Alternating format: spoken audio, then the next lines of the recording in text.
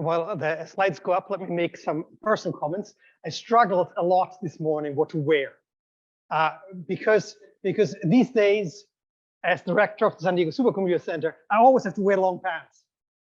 And then I remembered that when we founded OSG, I was wearing shorts, and I'm therefore totally allowed to show up here not as director of SDSC, but as myself, and not in costume, but actually wearing what I'm most familiar and comfortable with. And so this is why you're seeing me as I am. And in line with that, I skipped my association of being director, and I call myself only the OSG Executive Director. I've been now OSG Executive Director since 2015, which is scary because it means that time flies and 8 years go like nothing. And so this is as far as I go for a history lesson on what we're doing here. So which way do I press? Is this or this one? Doesn't do. There we go. So statement of purpose.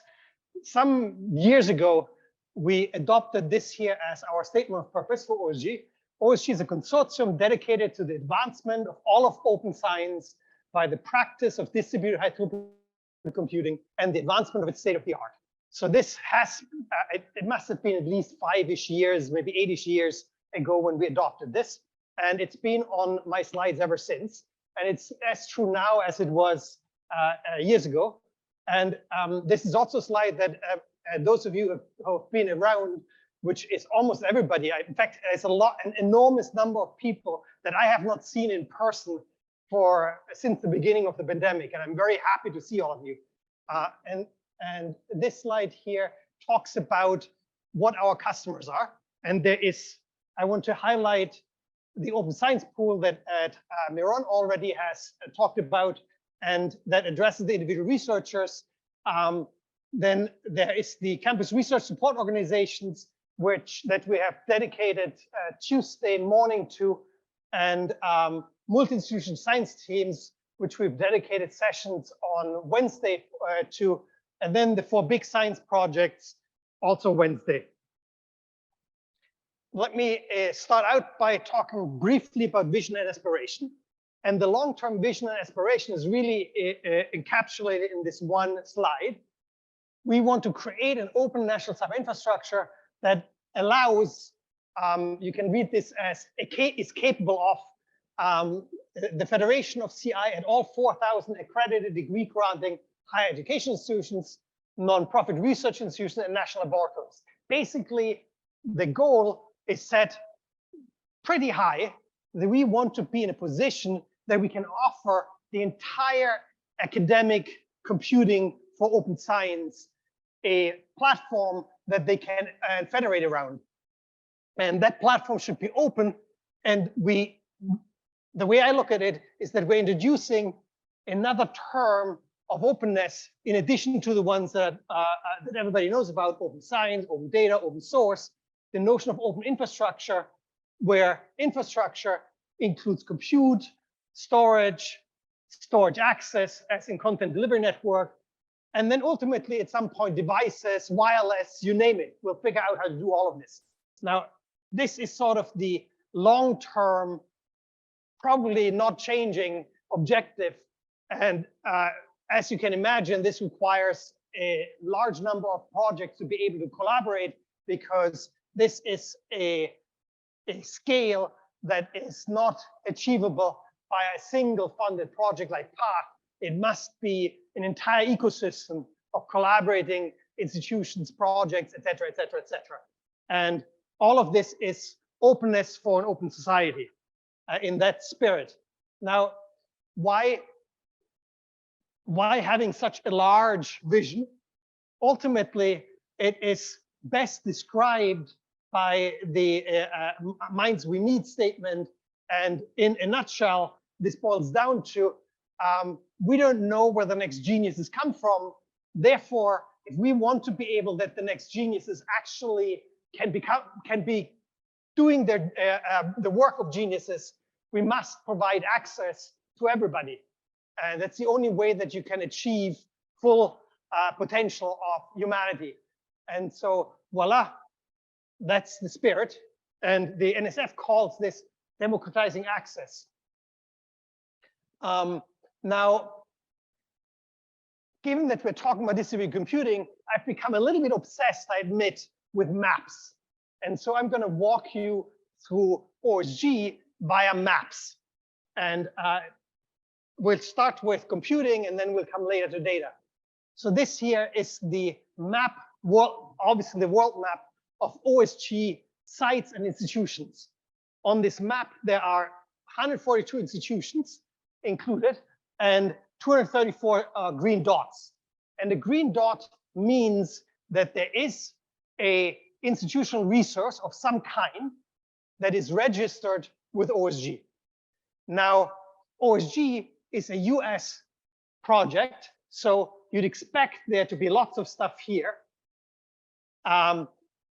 Mexico, Brazil, all the Europeans, even Russia, and places all over the world across, I think, 4 continents, if I count right, maybe 5. How does that happen? That happens ultimately because we will work with everybody in the world that is associated with a US project. So if you have somebody that is, I'm looking in here at LIGO, or I look at IceCube, these kinds of organizations, they have international collaborators. Those international collaborators show up as dots somewhere else in the world when we integrate resources for these international collaborators. Now, if you then go to the Open Science Pool, and you can see this clearly, reduces it to 55 institutions, and those 55 institutions, almost all of them are in the US. There's some in Canada, Brazil, Mexico, and I'm assuming this is Puerto Rico. So let's not argue for what the status of Puerto Rico is within the US. But clearly, Open Science Pool is predominantly where US institutions come in. And there is 55 institutions that provide resources to Open Science Pool. If you then go further down and just ask yourself, who's funded by the NSF via CC Star program, you end up with 30 institutions and 49 sites. And there are some interesting structures that show up. And I'm just for amusement value, Kevin, if you, I'll go compare this with the US contribution of population. This is the US population statistics. This is the CC Star statistics. Now, you see that even blinking halfway, there is some peculiar accumulation in the Midwest. So somehow the people in the Midwest know something that the rest of the country hasn't quite caught on to. And we're dedicated the Tuesday second session in the morning to that phenomenon. And maybe the rest of the country can learn something from the guys in the Midwest. And there's some peculiar holes like here. I'm pretty disappointed about California, my home state. And so I think we've got some work to do here. As you can see, the actual total site distribution of OSG is a little bit more representative of where the population centers are in the US. Then let's look at the OS Pool contributors. When the CC Star program started in the beginning, my biggest complaint was they didn't have enough impact on overall science on OSG. I think we can safely state that that's gone. If you look at the top contributors, I think that's maybe the top 20 or so, the vast majority of them are actually institutions that have been motivated in one way or the other by a CC Star award. And everywhere I've put a smiley face, is an institution that I know of having received a CC Star award at some point in the compute category. And so voila, here you go. What is interesting is that often these places contribute via resources, not just that the NSF has paid for, but via resources also that they have from other funding sources. So the CC Star as a program is having an impact well beyond what is actually funding. It has an impact much broader. It changes the attitudes. It changes how people look at sharing. And that is what you see in this slide. The CC Star program is thus a catalyst for more general resource sharing, well beyond just the 20% that the solicitation requires you to do so. Then if I look at the 224 institutions that use the OS pool, in other words, ask myself, every user of the OS pool is assigned to a project, and every project has a PI. And we keep track of the institution that the PI comes from. And this is what you see here on this map. And so there's 224 institutions that projects come from, and this is their distribution. And again, the map here for just the US resembles very much the population centers. Now, an aside on something that puzzles me. There is, in the last year, there was 1 million GPU hours available to open science. Now, if you believe the common lore, then everybody and their brother and sister is doing AI, and they all need GPUs, but they don't come to OSG. Why is that? And I think that's a question for us as a project to understand, and for you as our community, help us understand, because there literally was 1 million hours of GPU freely available to any comers, and yet they're all swiped off by LIGO and IceCube.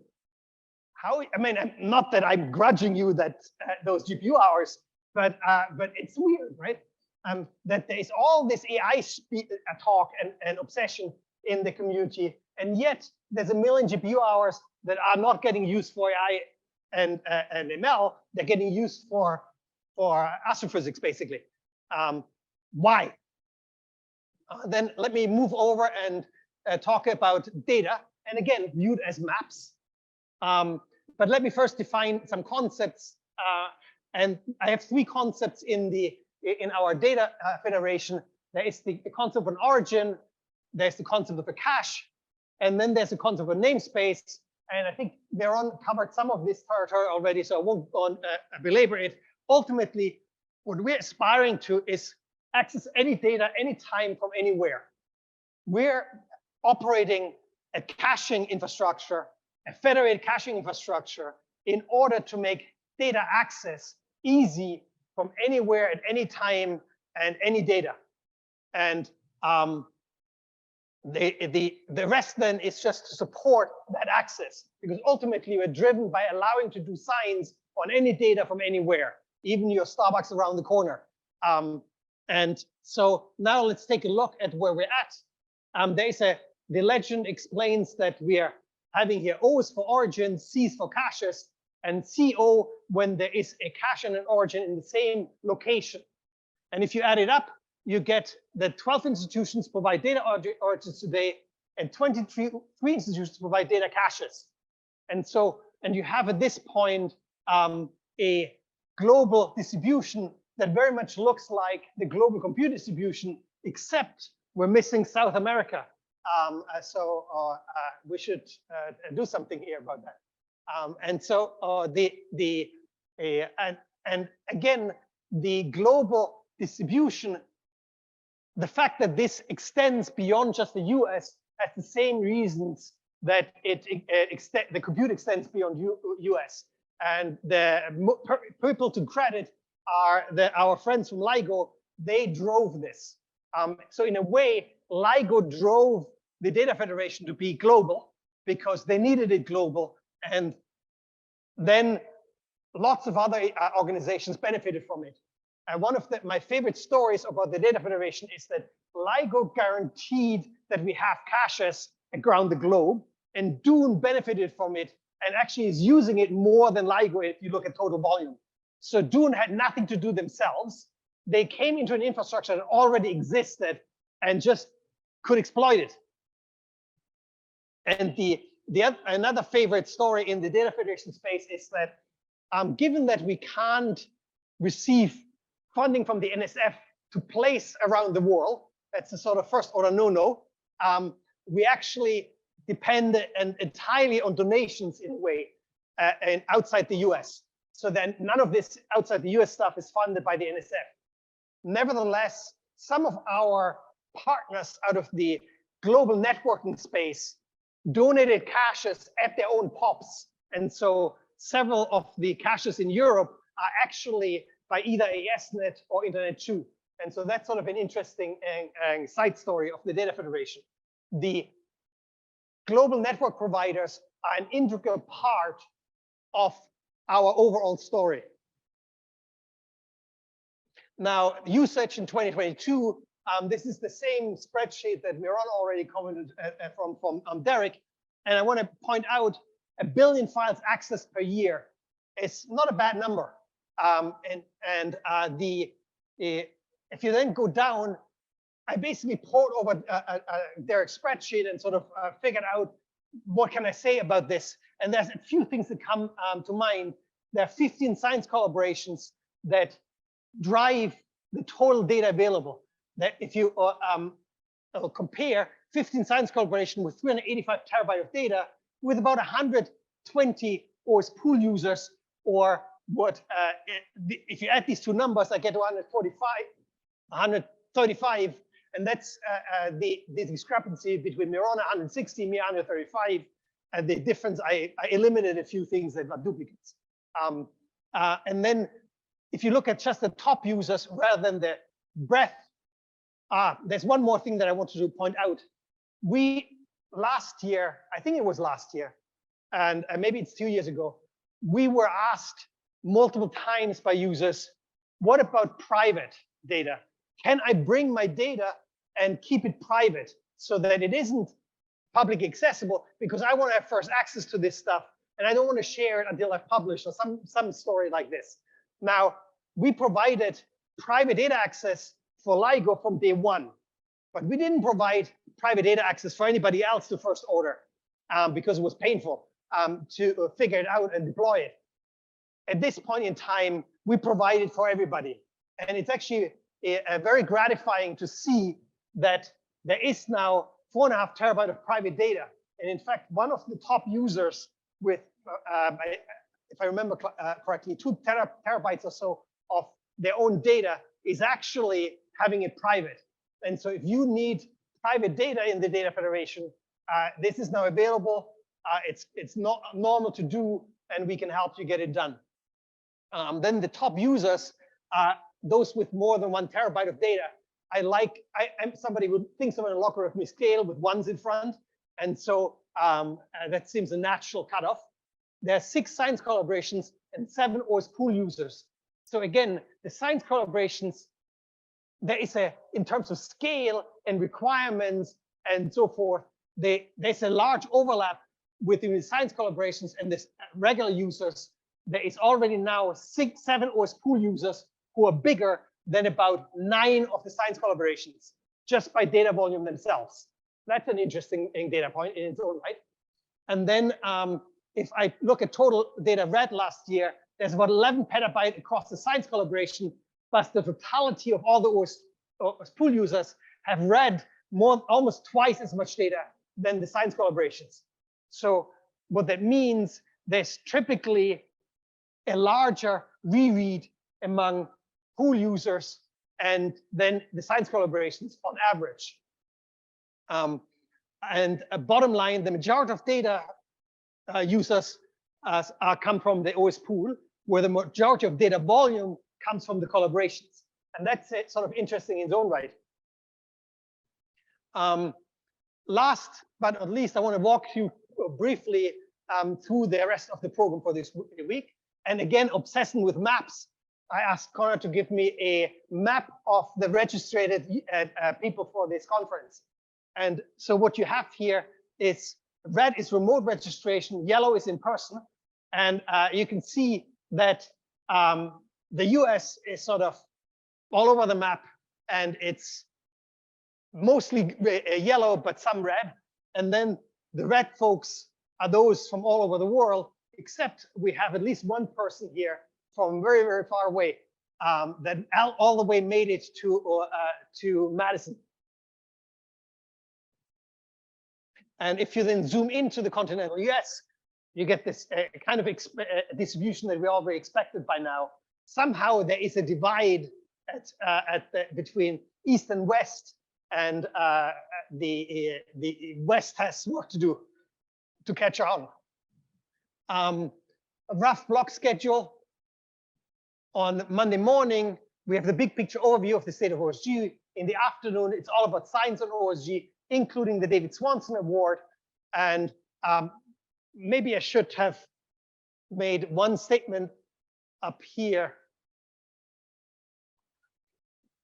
I consider this David Swanson legacy in some ways, and you'll hear more about it on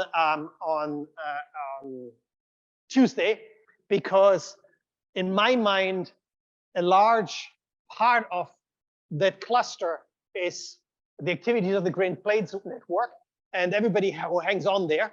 And David Swanson brought Great Plains to OSG and has been a hugely influential backer of the notion of distributed computing in the Midwest.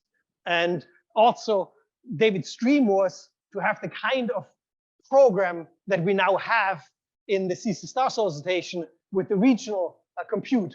In fact, for years, David was in my ears and saying, why can't we do regional compute? Why can't we do regional compute? And voila, Kevin followed up where I failed. And now we have regional compute as a solicitation by the NSF. And I shall from here on call it the David Swanson Memorial Solicitation. And we'll hear more about that later.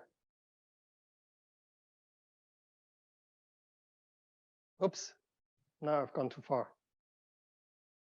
So then on Tuesday morning, it's HTC service for campus, including Kevin and keying it off.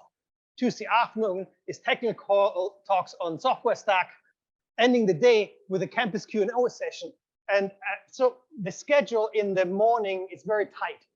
So we set aside an extra session in the afternoon for doing all of the Q&A in whichever way you want to go, so that there's plenty of time for campuses and ask questions and go into depth where we don't have time for in Tuesday morning. And Monday, Tuesday is all plenary. Then on Wednesday we have and Thursday and Friday we have parallel sessions. Wednesday we have parallel sessions, and Thursday and Friday is again all plenary. The parallel sessions is there is the Condor training, there is the US LHC, and there is HTC for Global Science Collaborations. I put up here the stats for the Global Science Collaboration. It's 200 million core hours in the last year. It's sort of amusing that at this point, the OS pool is about the same in size in terms of core hours as the collaboration space. And they're almost non-overlapping. There's very large non-overlap between the two, because in the collaboration space, most often is the collaborations bringing their collaborators and we just help integrate. And then voila, they have earmarks, so to speak, on that infrastructure. In a way, we run sort of 15 or what it was, different and extra infrastructures that are all overlapping and somewhat with the OS pool.